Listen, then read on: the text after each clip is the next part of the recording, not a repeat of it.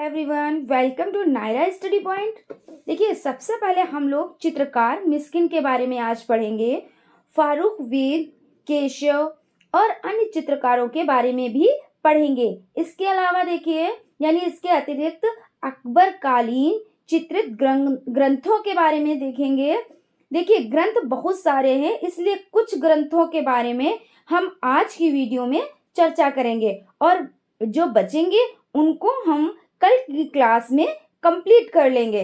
तो चलिए देखते हैं, आज का फर्स्ट पॉइंट हम लोग देख लेते हैं। देखिए, फर्स्ट पॉइंट है मिस्किन। हम पहले मिस्किन के बारे में पढ़ेंगे। मिस्किन के बारे में देखिए, मिस्किन के बारे में पढ़ेंगे। हमने पहले भी आपको बताया कौन कौन से इफेक्ट बनते हैं मिस्किन से, यानी मिस्किन के बारे में। ओके, तो देखिए, फर्स्ट पॉइंट है अकबर कालीन सर्वश्रेष्ठ पक्षी चित्रकार। तो अगर हम बात करें जहांगीर की, तो जहांगीर के टाइम का पक्षी चित्रकार कौन? पक्षी चित्रकार मंसूर। और अकबर के टाइम की बात करें तो मिस्किन। देखिए, सर्वश्रेष्ठ की हम बात कर रहे हैं, किसकी? सर्वश्रेष्ठ की। सेकंड नंबर पे आ जाते हैं, यानी हम सेकंड पॉइंट देखते हैं भारतीय मुसलमान। कौन? भारतीय मुसलमान। मिस्किन कौन थे? ये मुस्लिम चित्रकार थे और भारत के ही थे। यानी कहने का मकसद ये है कि देखिए, बहुत से चित्रकार आए जो मुस्लिम भी थे, लेकिन वो बाहर से आए, लेकिन ये मुस्लिम चित्रकार भी थे और ये भारतीय ही थे, यानी भारत के रहने वाले ही थे। देखिए, नेक्स्ट चलते हैं, विकर्ण चित्र बनाने में यह बसावन की तरह प्रवीण थे। अगला पॉइंट यह है कि विकर्ण चित्र बनाने में बसावन की तरह ही प्रवीण थे। जैसा कि मैंने आपको बताया, बसावन जो थे विकर्ण चित्र बनाने में फेमस थे, उसी तरह से जो मिस्किन थे ये भी विकर्ण चित्र बनाते थे, यानी इसमें इनको महारत हासिल थी। ये भी उन्हीं की तरह विकर्ण चित्र बनाने में पारंगत थे। ठीक है ना? देखिए, मिस्किन के चित्र हम लोग क्या देखते हैं, नेक्स्ट पॉइंट जो हमारा है वो मिस्किन के चित्र देखते हैं। देखिए, फर्स्ट पॉइंट जो हमारा है तो वो कौन सा है? तोप खींचते हुए बैल, यानी तोप खींचते हुए बैल। एक तो ये चित्र हो गया इनका, किसका? मिस्किन का। और देखिए, दूसरा कौन सा है? दूसरा जो है वो है गोवर्धन पर्वत उठाए श्री कृष्ण। यानी दूसरा जो चित्र है वो कौन सा है? तो वो पर्वत उठाए श्री कृष्ण जी का, यानी कि गोवर्धन पर्वत को उठाए श्री कृष्ण जी को यहाँ पर दिखाया गया है। ये चित्र किसका हो जाएगा? तो ये किसका? ये मिस्किन का हो जाएगा। किसका हो जाएगा फ्रेंड्स? तो ये मिस्किन का हो जाएगा। और थर्ड पॉइंट हम देख लेते हैं, धोखेबाज पत्नी। देखिए, इनका जो चित्र है वो धोखेबाज पत्नी, ये भी मिस्किन का ही चित्र है। किसका चित्र है? ये भी मिस्किन का ही चित्र है। नेक्स्ट चलते हैं, देखते हैं फारूक बेग के बारे में। देखिए, मिस्किन के बारे में हमने डिटेल में आपको बता दिया, जो एग्जाम के हिसाब से मोस्ट इम्पोर्टेंट है। इन पॉइंट्स को आप लोग नोट कर लीजिएगा और अच्छे से इनको देख लीजिएगा, यानी कि याद कर लीजिएगा, जिससे आप लोगों को एग्जाम के टाइम कोई भी प्रॉब्लम ना हो। अब हम क्या देख लेते हैं फारूक बेग के बारे में। देखिए, फर्स्ट पॉइंट जो है, यहाँ 1580 ईस्वी में भारत आया। यानी जो फारूक बेग हैं ये भारत में कब आए थे? तो 1580 ईस्वी में भारत आए थे। देखिए, सेकेंड पॉइंट देख लेते हैं, इनके चित्रों में हम मध्य एशियाई प्रभाव देखते हैं।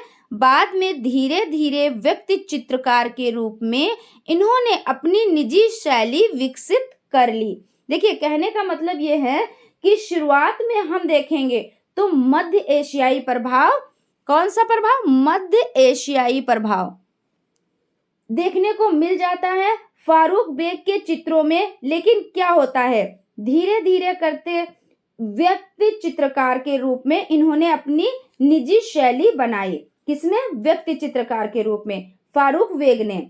ठीक है ना। देखिए स्टार्टिंग में आपको एशियाई प्रभाव देखने को मिलेगा, फिर धीरे धीरे व्यक्ति चित्रकार के रूप में अपनी नई शैली विकसित की। किसने की? तो फारूक वेग ने। देखते हैं नेक्स्ट पॉइंट, चलते हैं, देख लेते हैं। अकबर तथा जहांगीर दोनों के समय में कार्य किया, जबकि प्रसिद्धि जहांगीर के समय में मिली। देखिए ये अकबर के टाइम के थे प्लस जहांगीर के टाइम के भी थे। यानी देखिए इनको प्रसिद्धि कब मिली, यानी ये फेमस कब हुए? तो ये जहांगीर के टाइम में फेमस हुए। कब फेमस हुए? जैसे ये क्वेश्चन बन जाता है कि ये इनको कब प्रसिद्धि मिली या ये कब फेमस हुए, तो आपका राइट आंसर होगा ये जहांगीर के काल में फेमस हुए। देखिए हम नेक्स्ट पॉइंट की तरफ चलते हैं। जहांगीर के समय फारूक बेग दक्षिणी कला के संपर्क में आए और यहीं से इन्होंने समूह चित्रण प्रारंभ किया। देखिए जहांगीर के समय में फारूक बेग दक्षिणी कला के संपर्क में आए और यहाँ इन्होंने क्या? समूह चित्रण सीखा। क्या सीखा? समूह चित्रण। और देखिए जहांगीर के कहने पर ही ये कहाँ गए थे? तो बीजापुर गए थे। देखिए क्वेश्चन ऐसे बन सकता है कि देखिए जहांगीर के कहने पर ये कहाँ गए थे? तो ये बीजापुर गए थे, या ये बीजापुर किसके कहने पर गए थे? तो ये जहांगीर के कहने पर बीजापुर गए थे। देखते हैं नेक्स्ट, देख लेते हैं।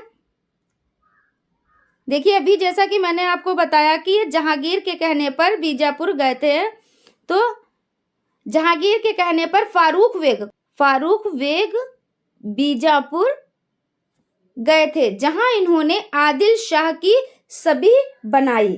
देखिए कहने का मतलब ये है कि जहांगीर के कहने पर कौन? फारूक बेग बीजापुर गए थे।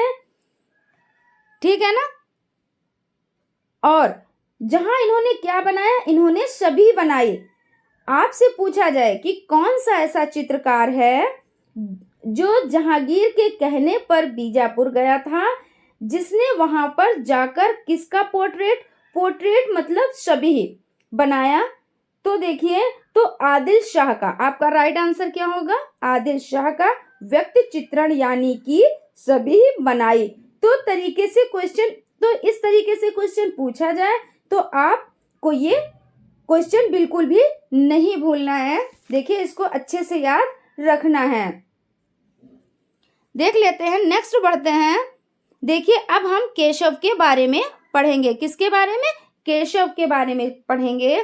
तो फर्स्ट पॉइंट जो हमारा है तो ये क्या है? देखिए यहाँ एक गुजराती चित्रकार थे। क्या थे ये? तो ये एक गुजराती चित्रकार थे। नेक्स्ट पॉइंट हम इनके बारे में देख लेते हैं कि देखिए ईसाई पादरियों द्वारा चित्रित बाइबिल के मेरी तथा क्राइस्ट वाला चित्र जो अकबर को भेंट किया गया था, उसकी आकृति केशव ने बनाई थी। देखिए यहाँ पे कहने का मतलब ये है कि जो मेरी तथा क्राइस्ट वाला चित्र जो अकबर को गिफ्ट किया गया था, यानी तोहफा दिया गया था, उसकी अनुकृति किसने बनाई? तो केशव ने बनाई। किसने बनाई? तो केशव ने बनाई। और देखिए अकबर को चित्र भेंट किया गया था, जिसके जरिए तो किसके जरिए?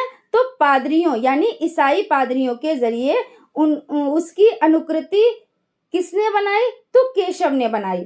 कहने का मतलब ये है कि जो मेरी और क्राइस्ट वाला चित्र अकबर को भेंट किया गया था, उसकी अनुकृति किसने बनाई? तो उसकी अनुकृति केशव ने बनाई। ठीक है ना। देखिए इनके बारे में आपको इतनी ही चीजें याद रखनी है जितनी चीजें इंपॉर्टेंट हैं, बस आपको यही चीज याद रखनी है। ओके चलते हैं, देखते हैं नेक्स्ट अन्य चित्रकार।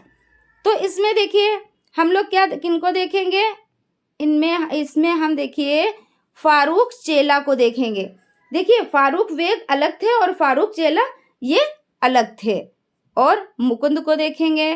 फारूक एक और है। फिर कलमाक और जगन को देखेंगे और राम। फिर देखिए भीम गुजराती हैं और शंकर हैं और लक्ष्मण हैं। ठीक है ना। देखिए कहने का मतलब यह है कि इसके अलावा मैंने जितने चित्रकार थे उनके बारे में मैंने बताया, जैसे मीर सैयद अली बता दिया, अब्दुल समद शिराजी बता दिया, दसवंत बता दिया, बसावन हो गए, फारूक बेग हो गए, मिस्किन हो गए और केशव हो गए। इसके अलावा कौन कौन से चित्रकार हैं जो आपके अकबर के टाइम में आते हैं। ठीक है ना। तो अकबर के टाइम के और कौन कौन से चित्रकार हैं यहाँ पर आपको मिल जाते हैं। एग्जाम में पूछ लेंगे कि इनमें से आप बताइए कि अकबर के टाइम का चित्रकार कौन है या कौन था या नहीं है। तो इस तरीके से क्वेश्चन आपको देखने को मिल जाते हैं। जैसे अभी हमने आपको देखिए नाम लिए, तो इसमें देखिए अन्य चित्रकार के रूप में एक आपके कौन हो जाएंगे, जैसा कि हमने अभी आपको बताया फारूक चेला हो जाएंगे और फारूक बेग अलग हैं। ठीक है ना। और इसी तरीके से मुकुंद, फारूक, कलमाक, जगन, राम, भीम गुजराती, शंकर, लक्ष्मण। ठीक है। इन लोगों को याद रखना है। ये भी सारे चित्र अकबर यानी ये भी सारे चित्रकार किसके टाइम के हैं, तो ये भी सारे चित्रकार अकबर के टाइम के हैं। नेक्स्ट चलते हैं, देख लेते हैं। देखिए भारतीय कथाओं के चित्रण यानी भारतीय कथाओं के चित्रण। ठीक है। तो हम लोगों ने देखिए चित्रकारों के बारे में पढ़ा। अब हम लोग भारतीय कथाओं के चित्रण को देखेंगे। जिनका चित्रण अकबर के टाइम में हुआ है उनको हम देखेंगे। तो सबसे पहले हम क्या देखेंगे, जिसमें सबसे पहले हम पढ़ेंगे हमजनामा को। हमजनामा को देखना है। ठीक है।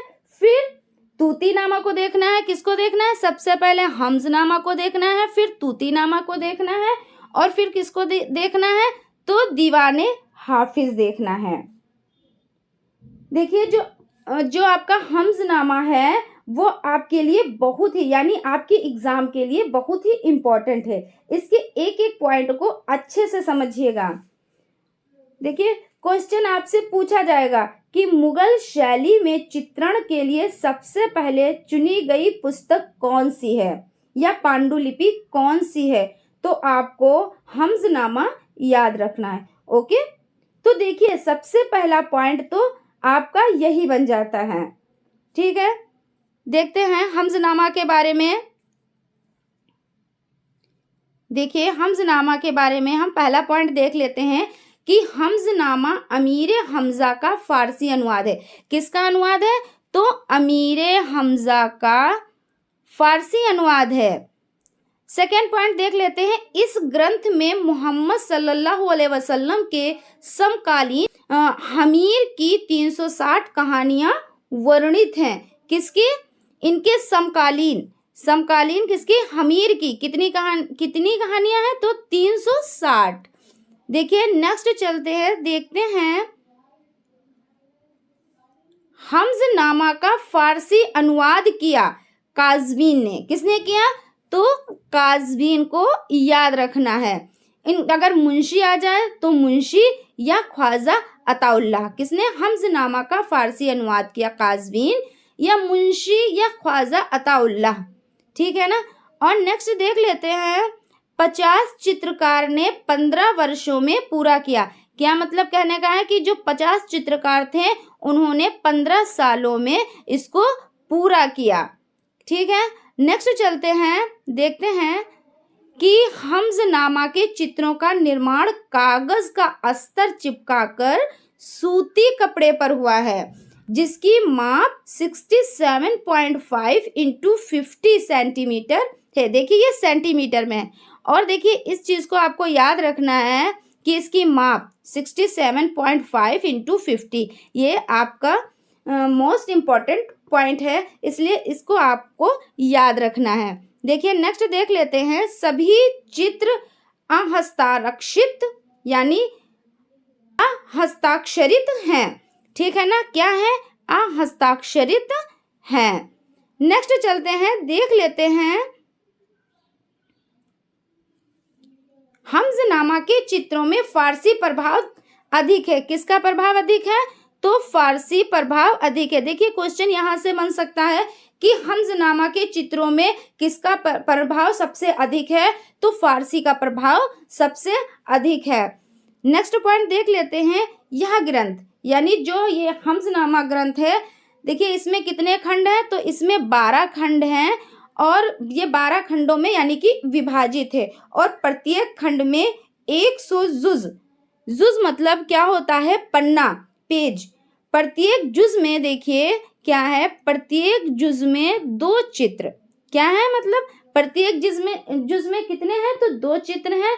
और इस प्रकार इस प्रतिलिपि में यानी इस तरह से जो ये प्रतिलिपि है इसमें 2400 चित्र बनाए गए हैं। कितने चित्र बनाए गए हैं? तो 2400 चित्र बनाए गए हैं। देखिए 2400 चित्र बनाए गए हैं। और नेक्स्ट देख लेते हैं। देखिए हमारा जो नेक्स्ट पॉइंट है वो है हमजनामा के 12 खंड शुरू के 4 खंड हुमायूं के समय के हैं। इसमें 1000 चित्र थे। जैसा कि मैंने पहले भी आपको पिछली वीडियो में बताया था, इस पे हम लोगों ने थोड़ी सी चर्चा भी की थी। देखिए यहाँ पे हम लोग डिटेल में हमजनामा के बारे में पढ़ रहे हैं तो ये पॉइंट यहाँ पे आता है और ये इम्पॉर्टेंट भी है, तो इसे आप लोग ध्यान से देखिएगा और समझिएगा। देखिए हमजनामा के कितने खंड हैं? अगर क्वेश्चन आ जाए तो देखिए 12 खंड। कितने? 12 हैं। और इसके देखिए शुरू के जो हैं वो 4 खंड, जिसको जो है हुमायूं के समय में, किसके समय में जो 4 खंड थे वो हुमायूं के समय में, और जो 8 खंड शेष बचे थे वो अकबर के समय में। और इसमें चित्र कितने हैं? तो इसमें 1000 चित्र थे, यानी 1000 चित्र इसमें थे। देखते हैं नेक्स्ट पॉइंट हम लोग देख लेते हैं। वर्तमान में 150 चित्र ही उपलब्ध हैं, जिसे ग्लुक ने संग्रहित कर सन 1925 में वियना से छपवाया था। यानी देखिए कहने का मतलब ये है कि 2400 चित्रों में और जो वर्तमान समय जो चल रहा है यानी प्रेजेंट टाइम जो चल रहा है उसमें देखिए कितने? तो सिर्फ 150 चित्र ही उपलब्ध है यानी प्राप्त हैं, जिसे ग्लुक ने संग्रहित कर सन 1925 ईस्वी में वियना से छपवाया था। नेक्स्ट देखिए पॉइंट हम देख लेते हैं कि यह है 61 चित्र। 61 चित्र कहाँ? तो देखिए art and history museum Vienna में। कहाँ? Art and history museum Vienna में है। और देखिए जो 25 चित्र है वो कहाँ हैं? तो वो आपके लंदन। और देख लेते हैं। देखिए और जो 15 चित्र हैं, कितने? 15 जो चित्र हैं वो कहाँ हैं? वो अमेरिका में हैं। और जो देखिए जो 6 चित्र हैं वो कहाँ हैं? वो इंडिया में हैं यानी भारत में हैं। इसमें देखिए भारत में देखिए कहाँ कहाँ पे हैं? तो जो 2 चित्र हैं वो भारत कला भवन कहाँ हैं? बनारस में। भारत कला भवन बनारस में है।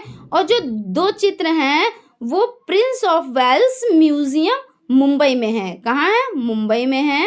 देखिए इन चीज़ों को समझते हुए चलिएगा। और जो एक चित्र है, कितना? जो एक चित्र है वो कहाँ है? वो हैदराबाद में है। और जो एक चित्र और है वो कहाँ है? वो वडोदरा या बड़ोदरा म्यूजियम में है। ठीक है ना? तो इन चीज़ों को आप लोग अच्छे से ध्यान में रखिएगा और हो सके तो इनके नोट्स भी आप लोग बना लिया कीजिए, जिससे चीज़ें आप लोगों को अच्छे से याद हो सकें और रिवीजन के टाइम आपको जो भी, जैसे कि आप लोगों को अगर आप लोगों ने नोट कर लिया है तो उससे आप लोग रिवीजन कर सकें। तो फ्रेंड्स आज यहीं तक, और जो इसके आगे का जैसे कि हमजनामा की विशेषताएं हैं और तूतीनामा के बारे में है, ये हम नेक्स्ट वीडियो में लेकर आएंगे। ठीक है ना? तो फ्रेंड्स हमारे चैनल को लाइक कीजिए, सब्सक्राइब कीजिए और बेल आइकन को ज़रूर दबा दीजिए, जिससे आने वाली वीडियोस आपसे छूटे ना। Thank you.